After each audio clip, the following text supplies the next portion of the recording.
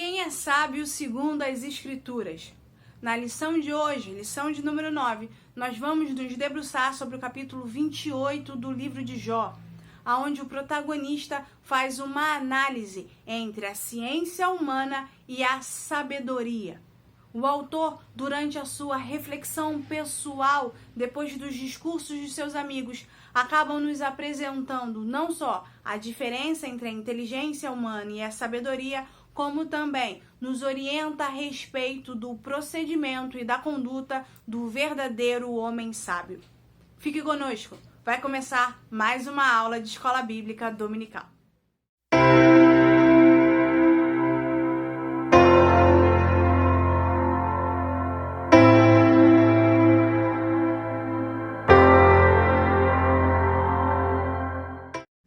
A paz do Senhor, meus amados irmãos, bem-vindos a mais uma aula de Escola Bíblica Dominical.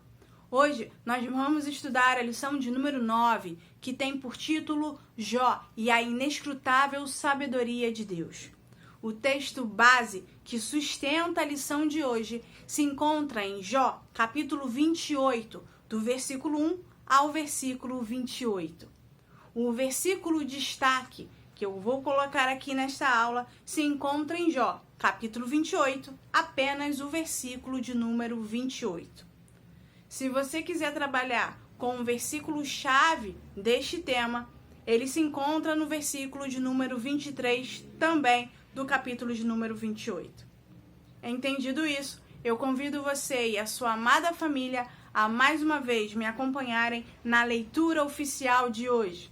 Diz assim a palavra do Senhor, em Jó, capítulo 28, versículo 28.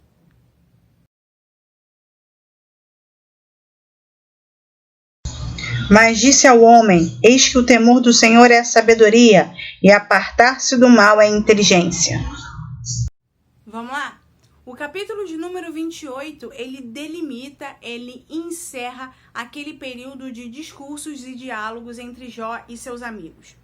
A pretensão aqui do protagonista, no caso aí, a pretensão de Jó, é expor durante a sua reflexão alguns aspectos importantes sobre o assunto, sobre aquilo que verdadeiramente é sabedoria, fazendo um contraponto entre aquilo que é inteligência e conhecimento humano e aquilo que verdadeiramente é a origem da sabedoria. Enquanto ele desenvolve esse ensinamento, ele acaba se tornando muito objetivo, demonstrando que a sabedoria verdadeiramente é algo de origem espiritual, divina, e não é uma capacidade de origem material ou de origem humana, ou de iniciativa humana. O protagonista, a fim de exemplificar esse assunto que é sabedoria, ele vai acabar utilizando como pilar do seu argumento um plano de fundo que era muito comum à sua época. Já no período patriarcal, já no período do patriarca, a extração de minérios era algo comum, já era algo aí bem visto e muito praticado já com alguma técnica e com alguma habilidade. Então, a fim de ilustrar a diferença entre inteligência humana, conhecimento humano e sabedoria, Jó vai trazer esse fundo, de busca por metais preciosos, de busca por minérios, como um exemplo do que é sabedoria verdadeira e aquilo que é conhecimento humano. Então ele vai começar no capítulo 28, utilizando a poesia aí, como ritmo de literatura, ele vai trazer essas expressões de extração. Então Jó ele vai acabar aí descrevendo a capacidade técnica do homem em extrair, minerar e fundir metais. Além disso, ele vai demonstrar na sua linguagem, na sua exemplificação, na sua ilustração, a capacidade do homem de buscar aquilo que ele almeja, a capacidade do homem correr atrás daquilo que lhe interessa. Então, num determinado momento do texto, ele vai dizer, olha, o homem ele escava rochas, ele desvia o caminho de rios, ele cria fontes que até então não eram exploradas, ele cria túneis para que ele consiga entrar e sair de um determinado território que era muito íngreme, ele produz e cria iluminação artificial para que ele possa enxergar no escuro aquilo que ele procura. Então, no primeiro momento, do versículo número 1 até o versículo número 11, o que Jó está trazendo para ilustrar o seu argumento, para que seu argumento seja compreendido pelos seus amigos e posteriormente para nós, leitores, é que o homem tem capacidade técnica, ou seja, que o homem tem inteligência, que o homem tem criatividade e que o homem tem capacidade de buscar aquilo que ele deseja, o conhecimento que ele deseja em cima daquilo que é material, em cima daquilo que pertence ao universo material. Então, no capítulo 28, a gente começa com uma ilustração da capacidade que o homem tem de transformar o seu ambiente a fim de que ele encontre o seu objetivo, a fim de que ele encontre aquilo que lhe interessa, seja um minério, seja uma pedra preciosa, seja riquezas, seja o que for. Hoje em dia, a gente mantém essa capacidade humana de avançar e de buscar conhecimento sobre o universo, sobre aquilo que nos cerca. Isso é algo, a curiosidade, né? Ou o senso investigativo do homem é algo que persiste até hoje, a ponto de algumas pessoas, nesse exato momento, atualmente, dizerem que o homem dominou o seu universo. Não tem nada, nenhum tipo de conhecimento sobre aquilo que cerca o homem, que o homem não tenha conhecimento pleno, porque o homem, a todo momento, busca avançar e busca ampliar esse tipo de conhecimento, né? Esse tipo de domínio aí, nesse tipo de domínio cultural, nesse sentido de domínio científico. Então, o homem, ele é um ser capaz de buscar e produzir conhecimento, mas somente um conhecimento que faz parte do seu universo material. Então, o que Jó está dizendo ali, ao ilustrar um minerador, alguém que funde metal, alguém que busca esses metais ou a riqueza, é que o homem sabe buscar o seu conhecimento, que o homem ele é tão bom nisso que ele consegue superar as dificuldades. Quando Jó vai dizer lá, entre o versículo 3 e o versículo 4, que o homem desvia o caminho dos rios, que o homem transpõe rochas, né, perfura rochas, ele está dizendo que o homem é capaz de superar as suas dificuldades quando ele busca compreender o espaço, o universo ou a sociedade que o cerca. O problema que Jó levanta é que conhecimento material é diferente de sabedoria. E quando ele indaga o que é sabedoria, de onde vem a sabedoria, aí ele vai buscar, ele vai acabar nos ensinando algo muito importante sobre o que verdadeiramente é sabedoria. Quando nós chegamos lá perto dos versículos 13 e 14, nós vamos observar que Jó termina ali tudo aquilo que faz parte do universo material humano. Por que eu estou batendo tanto nessa tecla?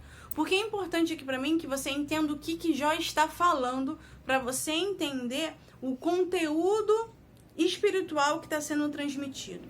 Quando Jó termina de explicar ou de exemplificar aquilo que é humano, aquela busca humana, ele começa a indagar então o que é sabedoria. E quando ele começa a indagar sobre o que é sabedoria, ele vai dizendo algumas coisas muito importantes sobre o que é verdadeiramente sabedoria. No versículo 13, no versículo 14, né, como eu já tinha dito, ele vai deixar muito claro que sabedoria é algo que você não vai encontrar em qualquer lugar. Você vai reparar nesses versículos que o abismo vai dizer que não encontra, que o mar não sabe aonde encontrá-lo. Então, Jó está dizendo claramente, quando ele usa a poesia, né, para ilustrar o seu pensamento, para ilustrar o seu argumento, ele quer dizer o seguinte, sabedoria não é algo que você vai encontrar em qualquer lugar. É a primeira coisa que ele quer dizer. Segunda coisa, sabedoria não é algo que você vai encontrar na terra dos viventes, ou seja, sabedoria não é algo que você vai encontrar no plano material, tá? Você não vai encontrar no plano humano ou no universo humano, tá? A terceira coisa que ele vai dizer é que sabedoria, ela é de um estimado valor. Então, do versículo 13 ao versículo 14 e nos versículos subsequentes também, você vai reparar que Jó vai dizer que sabedoria não pode ser encontrada em qualquer lugar, que sabedoria é algo de tamanho valor, de tanto valor, que nem o ouro de Ofir consegue pagar o valor que a sabedoria tem, e que nada nem ninguém consegue captar essa sabedoria, porque essa sabedoria ela existe, mas ela é uma sabedoria oculta, porque ela não pertence à terra dos viventes. Então ele continua, ele vai salientar esses tópicos e vai dizer que, a sabedoria ela existe, mas ela é oculta ao homem. Quando ele diz isso, ele quer dizer que não existe esforço humano que contemple ou que consiga adquirir a sabedoria.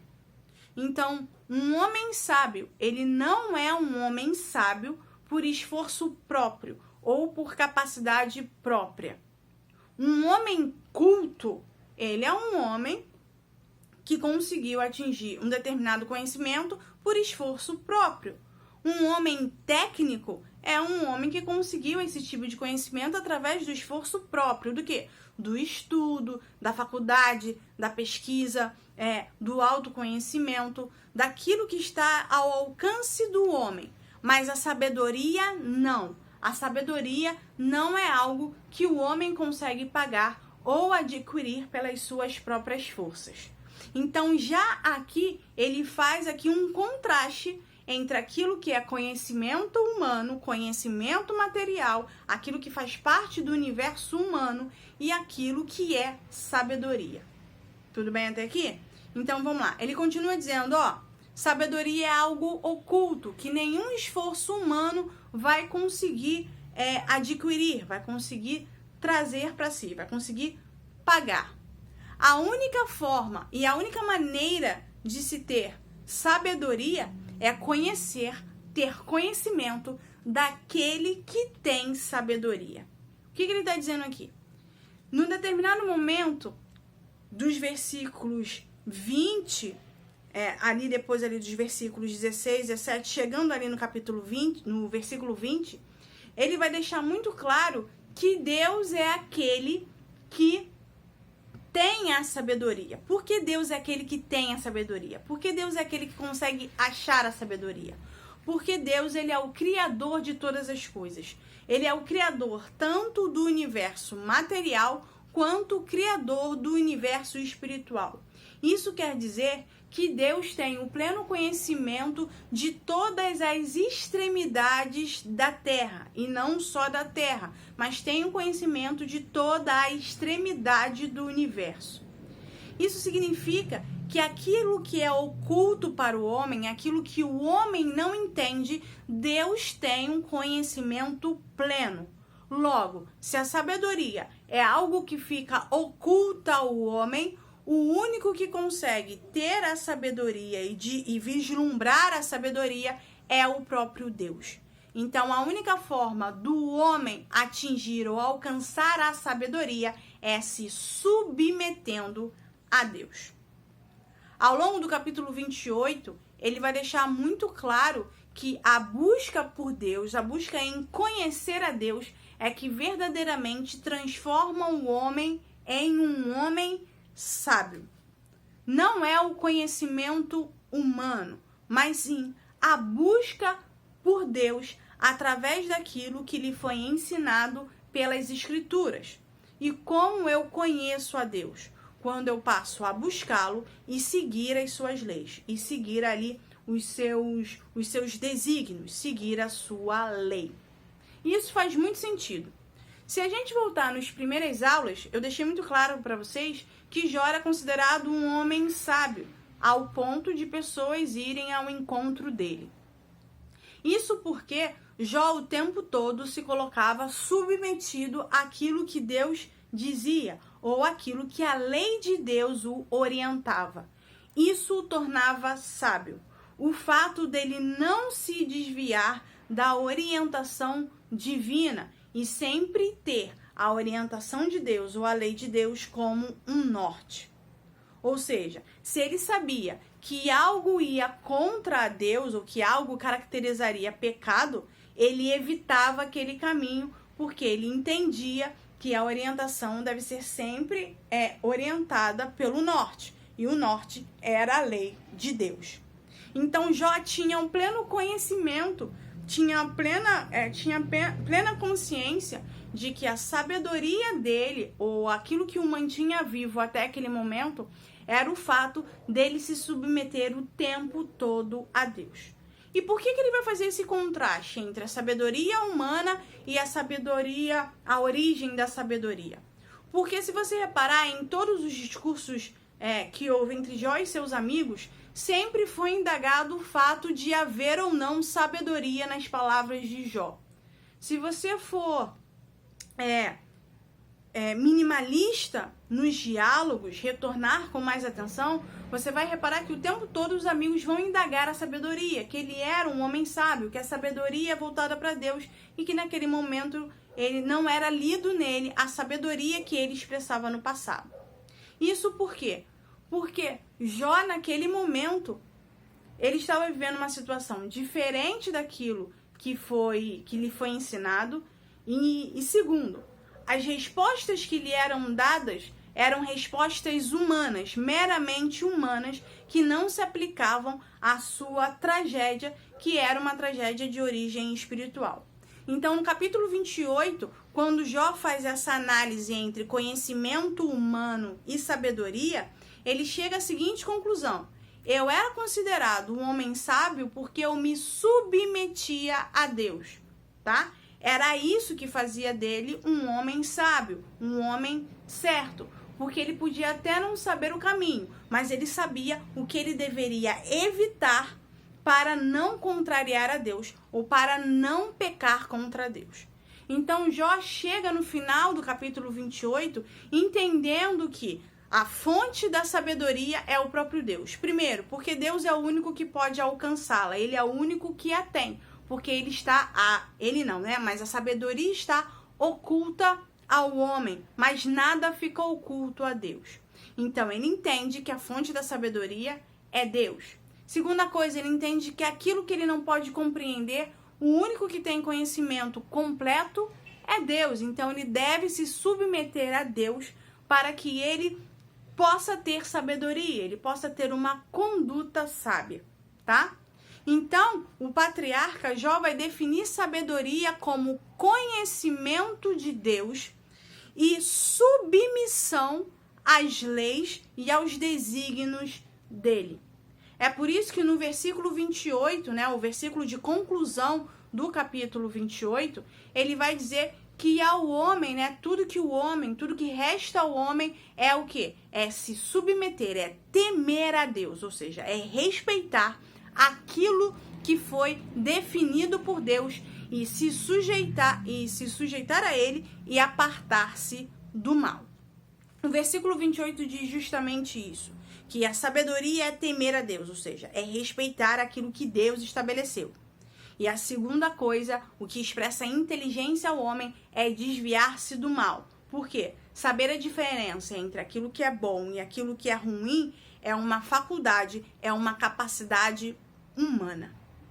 Então, no capítulo 28, o capítulo 28, na verdade, é um capítulo de transição, porque a parte que vai chegar agora é uma parte mais aprofundada do caso de Jó.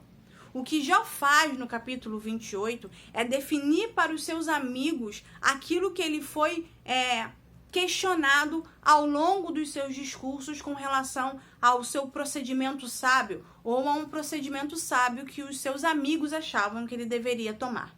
Então, o capítulo 28 ele serve para, primeiro, delimitar, ou seja, encerrar a fase de debates entre Jó, Zofar, Bildade e ele faz, e também traz uma reflexão que define o que é conhecimento humano daquilo que é sabedoria. Conhecimento humano é o conhecimento material, é aquele conhecimento que a gente adquire sobre o nosso universo, sobre as coisas que nos rodeiam, sobre os fatos que acontecem ao nosso redor. O conhecimento humano, ele é fácil de ser adquirido. Basta uma curiosidade, basta um gosto, basta uma busca e um pagamento por um determinado conhecimento. Então, o universo material pode e vai ser conquistado pelo homem, porque o homem tem como obter o conhecimento do seu universo material. O problema aqui é a sabedoria. A sabedoria, ela está e ela tem como origem o mundo espiritual, o conhecimento espiritual. E o conhecimento espiritual só pode ser obtido quando se conhece e se submete e se teme a Deus. Ou seja, quando nós respeitamos a lei e os desígnios do próprio Deus.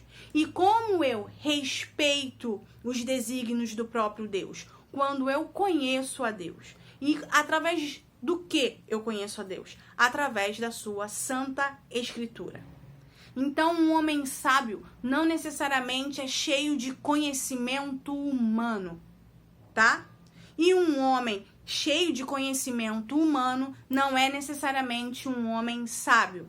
A sabedoria é de origem e de fruto e de cunho espiritual, porque vem diretamente de Deus, porque Deus é o único que o tem. Espero que você tenha entendido a aula de hoje. Ela é realmente bem curtinha, porque o capítulo 28 é bem curtinho e acaba sendo também muito objetivo, mas ele é de extrema importância para que você entenda que os discursos acabaram e que existe uma diferença entre conhecimento material e sabedoria. Entenda também que nós não pregamos um não conhecimento daquilo que é material, muito pelo contrário. Estude, leia, se esforce, tenha curiosidade, procure ter um conhecimento cultural e intelectual sobre aquilo que te agrada, sobre aquilo que lhe interessa. Isso é muito importante para o seu desenvolvimento humano. Mas que você nunca esqueça que a verdadeira sabedoria não está nos livros acadêmicos, nos livros de teologia ou nos livros de filosofia. Não. A verdadeira sabedoria se encontra em temer a Deus e seguir aquilo que as Escrituras apresentam, porque as Escrituras apresentam um conhecimento do próprio Deus. Espero que você tenha entendido. Se você tiver alguma dúvida, por favor, deixe a sua pergunta aqui embaixo. Eu vou ter o maior prazer em te responder. Caso você seja da nossa igreja, você já sabe como me encontrar. Por favor, não esqueça de curtir esse vídeo, deixar o seu comentário e compartilhar esta mensagem para os seus amigos, colegas e familiares. Isso nos ajuda muito a transmitir um pouco mais de conhecimento daquilo que Deus tem nos apresentado e tem nos ensinado. Desejo a todos um excelente domingo, que o seu domingo seja abençoado, vote aí com consciência, que tudo ocorra bem e nós nos encontramos na próxima aula de Escola Bíblica Dominical. Fique com Deus e até a próxima aula.